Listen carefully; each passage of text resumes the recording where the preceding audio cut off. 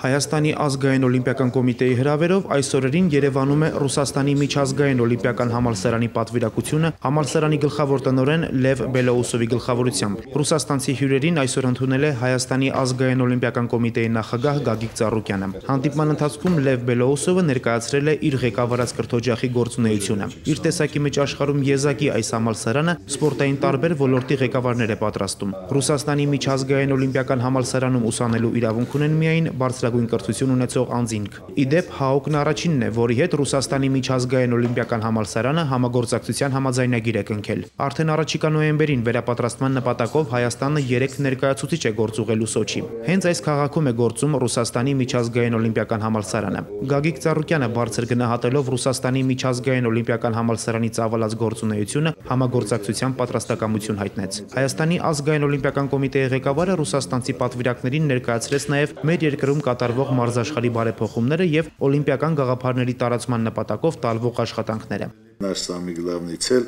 Հայաստանի ազգային օլիմպիական կոմիտեի գլխավոր խնդիրներից է մասսայական սպորտի զարգացումն ու առողջ ապրելակերպի գաղափարների տարածումը։ Մեր նպատակն է, որ Հայաստանի ամբողջ երիտասարդությունը զբաղվի սպորտով, քանի որ հզոր երկիր ունենալու գրավականներից մեկն էլ առողջ սերունդն է։ Հենց առողջ եւ ուժեղ սերունդ ունենալու աշխատանքներին են միտված իմ ամբողջ ջանքերը, որպես հայկական մարզաշխարհի ղեկավար։